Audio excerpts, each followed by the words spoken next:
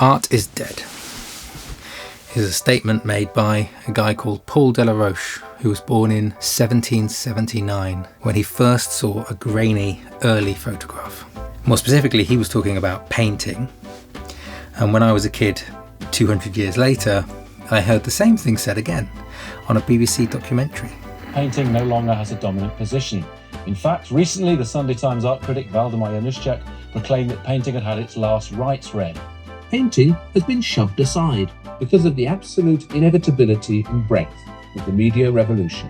And now, as we stand on the precipice of AI taking over many of the creative roles of humans, I can hear it again.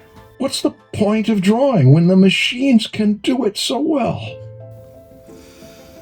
Art is a funny old thing, and I think culturally, since maybe 2004, the idea of art has fractured into two main, very different, interesting directions. On one hand, 2004 is when money in the art world started to get obscene. And as the ultimate unifier of value for everything else in life, it started to encroach on the one area where money didn't really matter because it was so subjective, and it's killed a lot of the individual freeing joy in how people access art. It's no more than an asset class or something to get angry about. You should think of it just like you think of stocks, fixed income, any other asset class. And the other fork is that in order to collectively engage in a creative cultural project in today's age, you have to enter the digital space. Digital platforms are fundamental, necessary to any artistic industry, really. And through the democratization that's come, YouTube in 2005, Tumblr a few years later, and then 2010 you had Instagram, led to this seeming death of the tastemaker in people telling you about the latest new thing, even if it's not digital itself, but accessed digitally. Now, just 15 years later, the petty disputes between digital artists and traditional artists now have a common enemy, it seems. There's a whole new breed of AI art, and AI artists are generating images and videos and voices without the need for any artist at all. Just to start off, if you are an AI artist and you're pioneering these new tools and exploring new forms of imagery that AI allows, then you are making art at the very cutting edge of the tools that people can use to do so. And so you must just accept that you're going to get shit, as it's always been given to the artists that use the tools of the next generation. It's the same thing that Studio Academy artists gave to the Impressionists, that they gave to film photographers, that they gave to digital photographers, and that those digital adopters gave to Photoshop artists, and that they are now giving to you. Suck it up, roll with the punches, and just keep on moving. And even as the initial fanfare and the idea of intelligence has worn off a little bit as people understand more about neural nets and how these diffusion image generation models really work, there is still no doubt that it's here to stay, and everything is about to change. The greatest old archetypal stories need to be reinterpreted for each new age. That's often why very old religious stories seem so vague, as the message in them has to ebb and flow to the moral and cultural shifts of the ages and to be told in new mediums. New stories will be told via the technologies of that age. Seemingly original storytellers, artists and musicians who are making enduring art are at best just clean cut diamonds that refract and resharpen these narratives. Okay guys, the first thing that you need to know is that the internet is amazing and it's changing every day. Commercial household internet was not available to the public until 1995, just one generation ago. People find this really hard to believe, but one generation is 30 years maximum. The pace of technology since then has ramped up like no one predicted, and it's going so fast that I don't think people can even take a breath. And they now have to seriously consider the idea of a omnipotent machine learning AI. You can see this process as a chain that adds more links constantly, and it means we can stretch out to amazing places and connect in ways that we could never have dreamed possible before.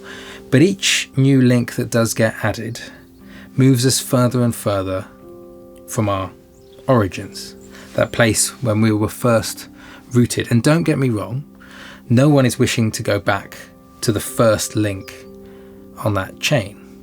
Link 0 puts you naked in the forest, scrabbling for shelter and food.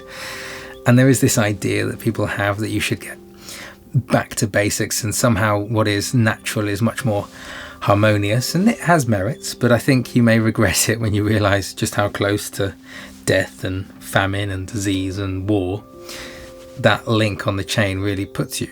As the chain gets longer, it basically moves up Maslow's triangle.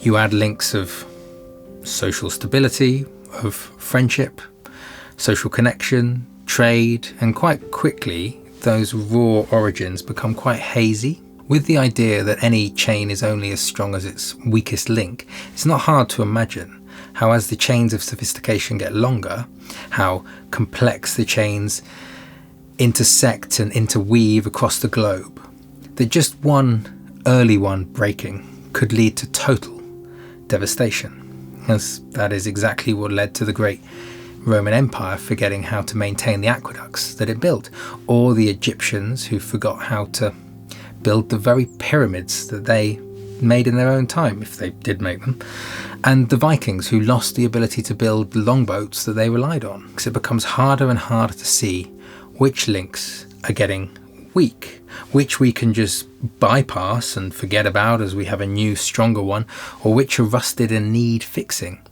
And humans see all of these chains slightly differently. And just think, the average person now could not even read the cursive handwriting of someone 60 years ago, let alone understand Old English. And you may see that as a really important link in the chain, or you may totally dismiss it. Because the issue is everyone sees these chains differently. Environmentalists focus on the link that connects us to the natural world. Economists on the complexities of globalization, which creates an almost chainmail of weaving links. But few things focus on us and humans and how we should navigate all this. Religion used to be about our spiritual journey, but it's not a cultural force in the West like it used to be. But art was always how we connected across time and how we understand and respond to cultural changes in the world. It used to be fun as well as it used to be powerful and profound. But it just seems a little bit lost now. I'm a traditional artist, yet I give a lot of time to art made in the digital space. I really enjoy the freedom it gives and how well it fits into the digital world. However, digital art is a medium of our time. It has not been tested by time. People who love art, who do not embrace digital art, should not be dismissed as snooty or old-fashioned from the off, for enduring art has exceptional value, and I think people have forgotten why. It offers an arm out to pull us back up the chain, to better see where we came from. Standing in front of an old, great painting, occupying the same space where the artist once stood, you understand that they too were human. They captured their human pain or a small, fleeting bit of beauty, and they guided it into this image. Their relationship to the subject that transcends time across languages and cultures. You feel like you know them. They are you, your ancestors, via the message in the mark they made on the world, just inches from your face. You're reminded that all the passions and pains of your life were lived and felt before you. Your problems are shared. You are not alone.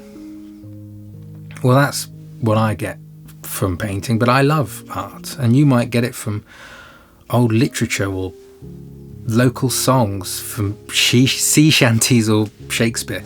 I think that is why many people are drawn more and more and more to traditional mediums, to re-looking at old master paintings, to really looking at them, to redoing historical plays, to dusting off and defending old novels. People are getting desperate to reconnect to something they know is there, that they feel they're losing and they just can't reach back for. And AI is a fantastic new tool, and art must be made to guide us into this new world, but we cannot forget where we come from. There's a place for all forms of art. The tool has always been secondary to the desire, and every new abundance does create a new scarcity. It's a pain felt by many digital artists again now, as voice actors and writers are now having to contend with AI stealing their things and re-looking at what value means and what monetary stuff means to them. And I think so many people are now so lost that they're just putting the cart before the horse and chasing algorithms that ultimately leads to being no more than a flashing the pan. I think people need to really stop and reassess what people need from art, and if they follow that with their heart, they're going to find great new ground. But my worry is that as people start making AI art, they're so lost already that it's not really going to have any effect. Communication is a funny thing. If you look at how people are communicating now via Zoom calls and gaming, you lose a lot of what can just be learnt from someone's eyes. And you can actually see briefly that they are lonely, lost, or in love, or how a room full of people feels when you walk into it after an argument, how someone can just shift in their seat and how that can communicate way more than words. These are real world lessons that are getting lost in technology, in this better communication tool, so much so that if you show great old films with actors who have mastered the skill of depicting that real world subtlety, many of this new generation don't see it. Or you show them a painting which has that exact longing flicker in the eye of a protagonist, it's lost on people. Is those skills of depicting those subtleties just don't help in the digital space when you're behind a keyboard or on a microphone or looking at a screen with a camera looking at you. And as AI starts to now dominate this space, I think it's becoming clear just how inhuman it really is. Now, it's far too easy to belittle these fantastic multi-linked chains of technology that we have created. It's very often those who sit at the very advanced edge of them who are the most comfortable to criticize them. I personally think they are incredible, but they are rapidly increasing at a rate where no one's really had the time to stop and look back up the chain. If we don't know where we're coming from, we're going to be poor navigators in where we are going. And art is one of the best ways to take stock. And I think if you look at artistic advice on YouTube, it proves how lost we've got here. Whether you're traditional, digital, or an AI artist, there's so much about how to commercialize it. Very little about the benefit and joy of just making it and understanding how to consume it. And even the goals within those monetized ways have become confused. Young artists chasing likes and followers and views. It's such a funny old game. I have a sketchbook video on here, even if you want to play this monetary game, that's got a few 100,000 views, but no one ever clicks through to my website off it. No one ever buys any art. I made one about hugs when they were allowed to come back after the first lockdown in the UK, and it got something like 300 views, but of that, half the people went to look at the art. Of that, a quarter of them bought something, and I sold out that series. That video, by YouTube standards, was a massive failure. Soon, AI will be able to mimic how we feel and represent images and stories that tug at our heartstrings, making art not from how it feels, but from models of records of how we feel. And I think it will make great things.